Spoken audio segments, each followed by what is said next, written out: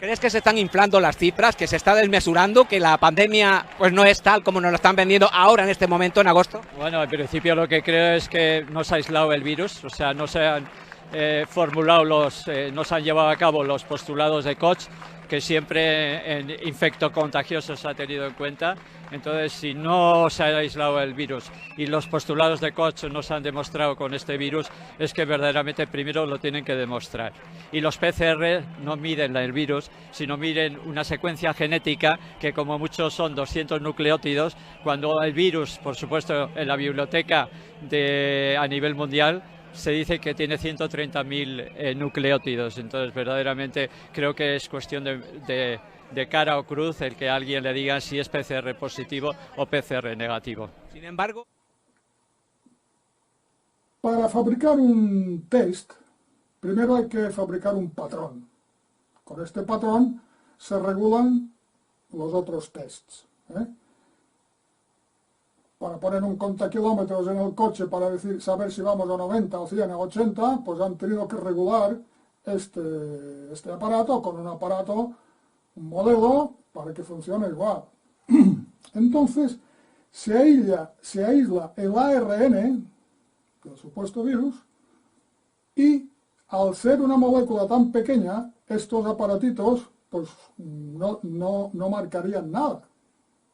No tienen sensibilidad para esto. Entonces, lo que se hace es estimular esta molécula para que nos entendamos rápidamente. Quiere decir que esta pequeña molécula de ARN se duplica, se va multiplicando por 2, por 4, por 8, por 12, por 32, 64, 128, pam. Simplificando, 2 elevado a 2, 2 elevado a 3, 2 elevado a 4, 2 elevado a 5. Cuando digamos, y esto lo explica muy bien en un vídeo que también les pondré el enlace, todo lo que yo digo les pondré el enlace. Thomas Cowan, doctor Thomas Cowan, que ahora está de moda, este señor está de moda, y lo explica muy bien.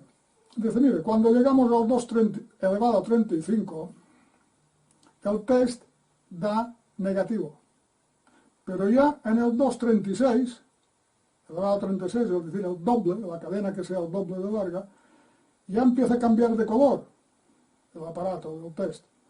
Y si aumentamos un número más, 2 elevado a 37, ya tenemos el 5% de casos positivos.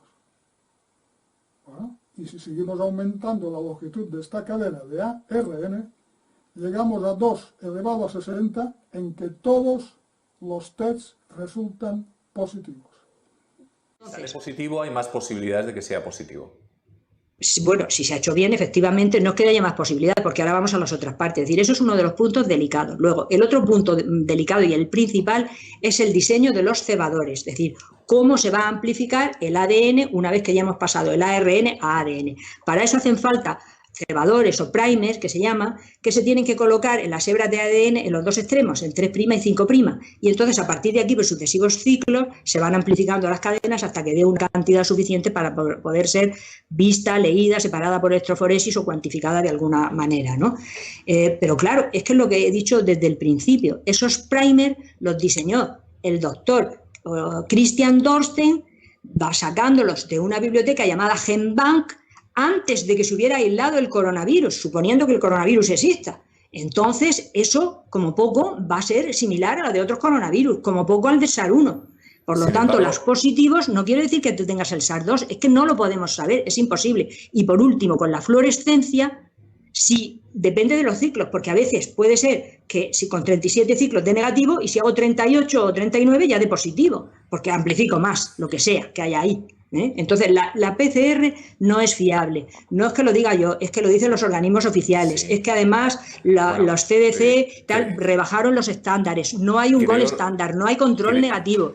Creo recordar que esas PCR, María José, han ido mejorando los últimos meses. No pueden mejorar. Vamos a ver, perdona, que a veces soy demasiado tajante. Sí, pueden mejorar. Sí, pueden mejorar. Dicen que son ahora mismo más fiables que, por ejemplo, en enero y en febrero a la hora de identificar esos fragmentos. Claro, pero por otro lado, si estás enfermo... Pero eso es porque los reactivos son mejores, pero los cebadores son los mismos, ¿eh? Los cebadores no han cambiado. Fenomenal. Pero la cosa es que son más exactos.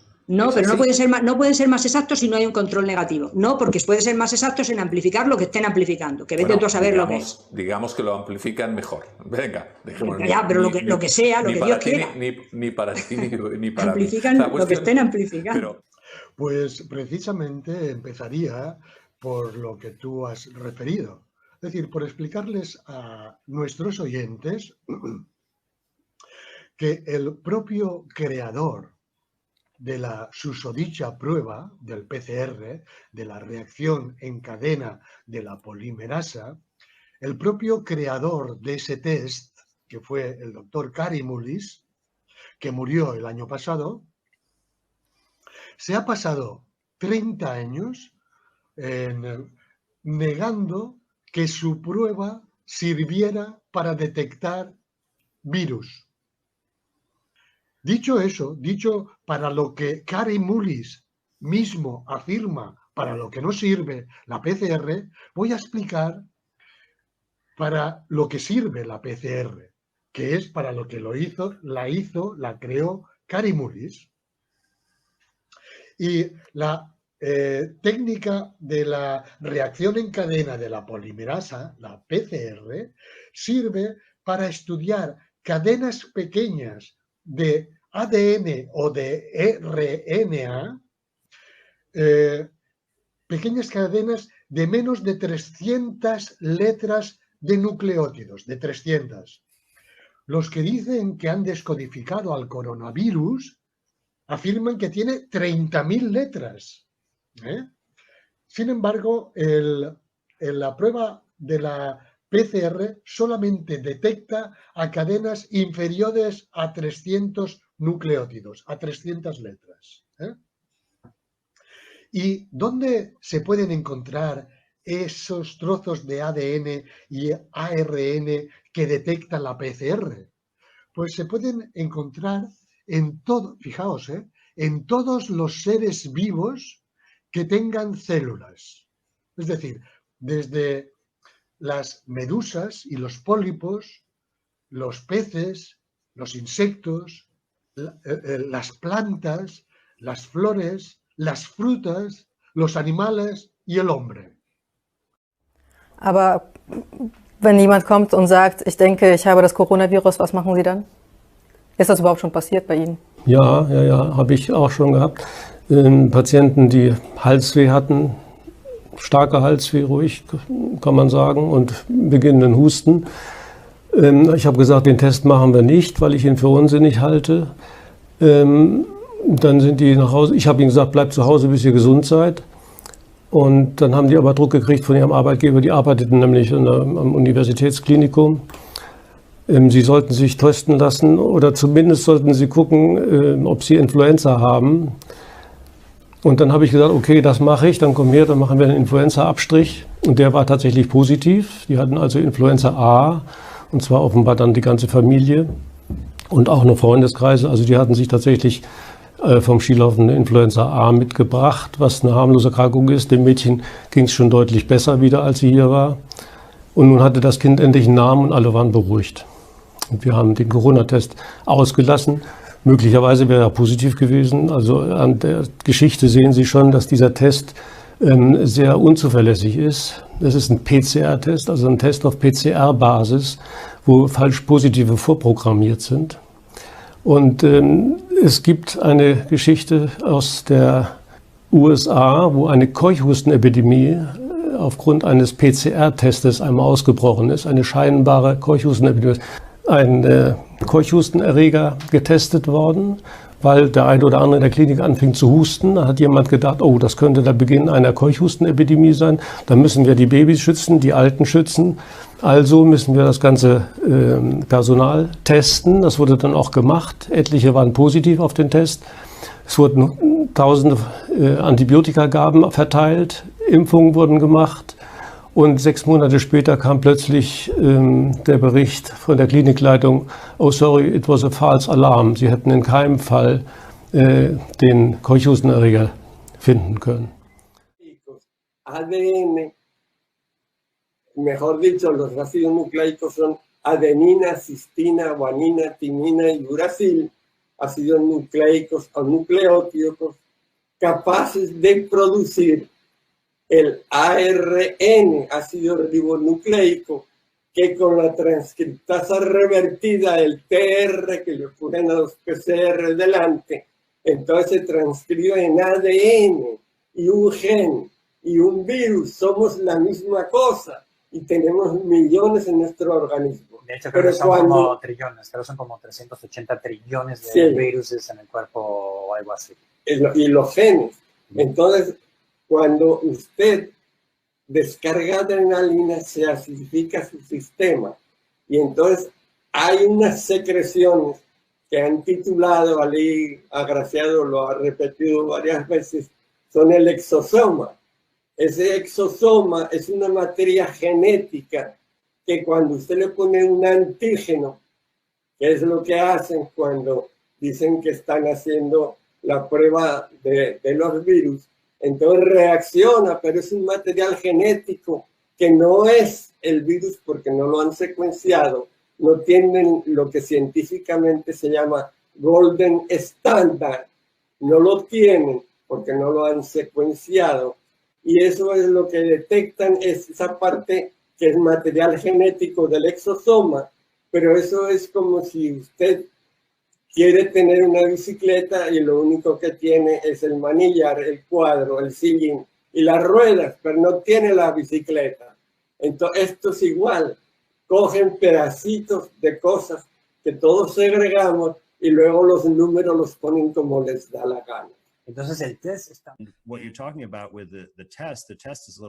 El test PCR, el principal test utilizado, no es una prueba para virus de ninguna manera. Es un test para una secuencia de RNA, es decir, material genético. Y el modo en que obtienen el resultado es tomando una muestra impura, un fluido pulmonar en este caso, de gente que está enferma, o también una muestra de la faringe. Y amplifican pequeñas secuencias que en la mayoría de los casos van buscando, porque tienen una biblioteca de secuencias genéticas de virus. Pero la cuestión es que si nos remontamos atrás en el tiempo, encontramos que siempre las han caracterizado de esta manera. Así que nunca han tenido una partícula viral intacta, para laminarla, abrirla y extraer el RNA, para hacer una secuencia de principio a fin. Esto es algo que nunca se ha hecho. Lo que hacen, en cambio, es tomar esa muestra impura y buscan secuencias específicas que han identificado previamente como de naturaleza viral en su base de datos. Y lo que hacen es amplificar esas pequeñas secuencias, quizá entre 150 y 250 pares de bases, y las ensamblan juntas en una cadena larga de 30.000, que afirman es el genoma del virus. Pero en realidad se trata de un ensamble de todas esas pequeñas piezas de tipo Frankenstein, de las que ni siquiera tenemos pruebas que estén relacionadas. Podrían provenir de diferentes tipos de células o de diferentes tipos de criaturas. Así que, básicamente, están utilizando secuencias que cogen de su base de datos, de otros virus que también han ensamblado de esta manera, y han observado juntas, diciendo que se trata de la secuencia genómica de ese virus. Test and isolate. Test, test, test.